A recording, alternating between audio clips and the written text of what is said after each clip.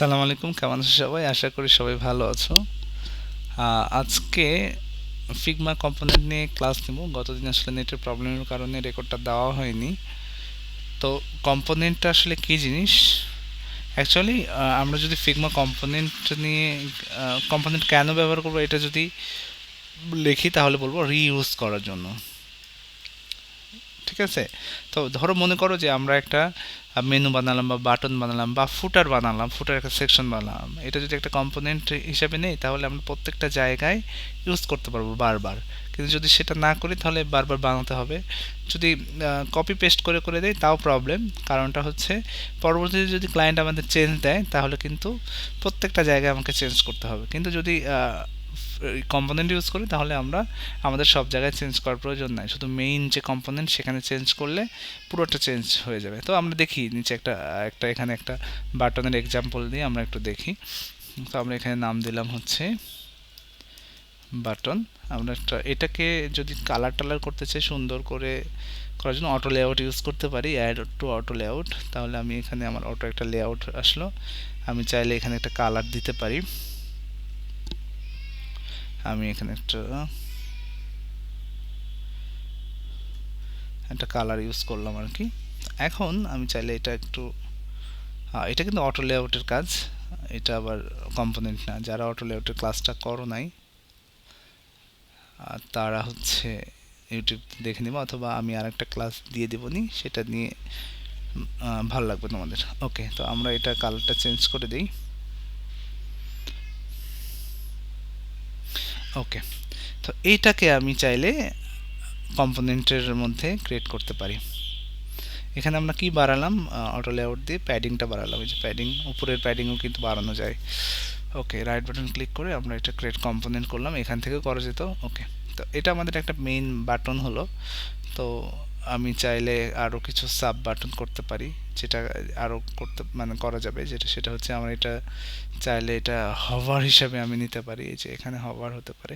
আচ্ছা, ফাইলের এখানে এরকম আসছে, এই যে আমাদের একটা ফ্রেম আসছে, এর মধ্যে একটা ভেরিয়েন্ট আসছে, ডিফল্ট আর ভেরিয়েন্ট 1। এই অ্যাসেটে যদি যাই আমি চাইলে এই যে বাটনটা আমাদের মেন বাটনটা দেখতে পারবো। ওকে, এখানে আসুক, সমস্যা নেই। আমার যে ভেরিয়েন্ট আসলো এটাকে আমি চেঞ্জ করতে পারি নাম, এখান থেকেও চেঞ্জ করা যায়, এখান থেকেও চেঞ্জ করা যায়। আমি নাম দিলাম হচ্ছে হভার। হভারটা আমাদের কেমন হবে? যখন আমাদের হভারটা হবে তখন কালারটা চেঞ্জ হবে। হভারটা একটু হালকা ধরলাম, ডিপ কালার হবে। ওকে, হভারটা আমার এরকম হবে। আচ্ছা, মেইন যে বাটনটা আছে এটা আমি নাম চেঞ্জ করে দিই, এটা হচ্ছে মেইন বাটন। এটাও আমি করে দিতে পারবো। ওকে, এখন আমি চাইলে এটা এখন যদি আমি ইউজ করতে চাই তাহলে যেটা হবে, অ্যাসেটে যাব, অ্যাসেট থেকে যদি আমি ড্র্যাগ করি, জাস্ট কপি করি, টান দেই, তাহলেই হয়ে যাবে। ওকে, হ্যাঁ। তো এখন যদি আমার কোনো কারণে বাটনের কালারটা চেঞ্জ করার প্রয়োজন পড়ে, ধরো এটা আমার 100 জায়গায়, ক্লায়েন্ট বললো না বাটনের কালারটা তুমি চেঞ্জ করে দাও, তাহলে আমি এই যে এই কম্পোনেন্টের যে মেন কম্পোনেন্টের যে কালার সেখানে যদি আমি চেঞ্জ করে দিই, সব জায়গায় কিন্তু চেঞ্জ হলো। আমি চাইলে এটা এইভাবে অল্টার ধরে কপি করেও করতে পারবো,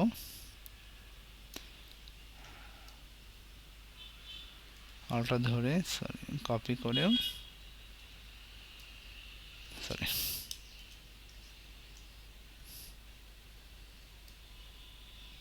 কপি করে আমি এগুলো করতে পারবো। ঠিক আছে?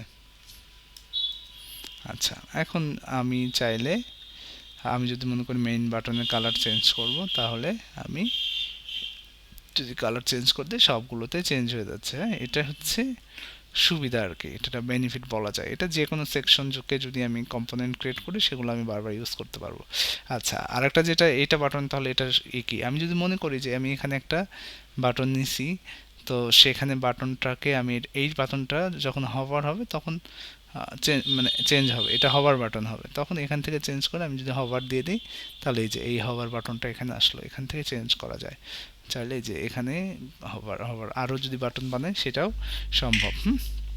তো সেক্ষেত্রে যদি আমি হভারেও যদি কালার চেঞ্জ করে দিই, যদি মেইন কম্পোনেন্টের হভারে যদি চেঞ্জ করে দিই তাহলে এটা যতগুলো হভার আছে সবগুলোতেই চেঞ্জ হবে। আচ্ছা, এর মানে এই না যে এখানে এটা সেম টু সেম থাকবে, আমি কোনো কাজ করতে পারবো না। কাজ করতে পারবো, এটা আমি টেক্সট চাইলে টেক্সটটা কী করতে পারবো, চেঞ্জ করতে পারবো। আমি আমার ইচ্ছা মতো টেক্সট চেঞ্জ করতে পারবো, ঠিক আছে।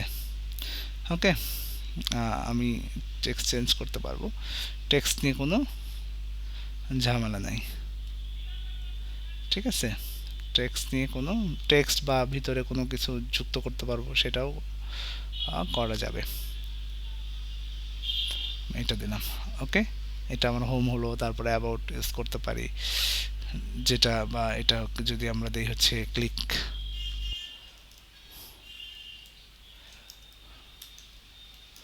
ক্লিক মি, সেটা পসিবল। আচ্ছা, এখানে অটোমেটিক প্যাডিং বাড়ছে কারণ এখানে অটো লেয়ারটা ইউজ করা আছে, ঠিক আছে। অটোমেটিক ডান বা মেবি 40 করা আছে, ওকে। তাহলে এটা কিন্তু আমরা ভালোভাবে বুঝলাম, ঠিক আছে। তাহলে সবাই এই কাজটা প্র্যাকটিস করো। এখানে মাথায় রাখবো যে এখান থেকে আমরা যদি ড্রাগ করি তাহলে ফাইলের এখান থেকে ড্রাগ করবো না, আমরা অ্যাসেট থেকে এখান থেকে আমরা ড্রাগ করতে পারি, অথবা অল্টার ধরে কপি করতে পারি, ঠিক আছে। সবাই ভালো থাকো, সুস্থ থাকো, আসসালামু আলাইকুম।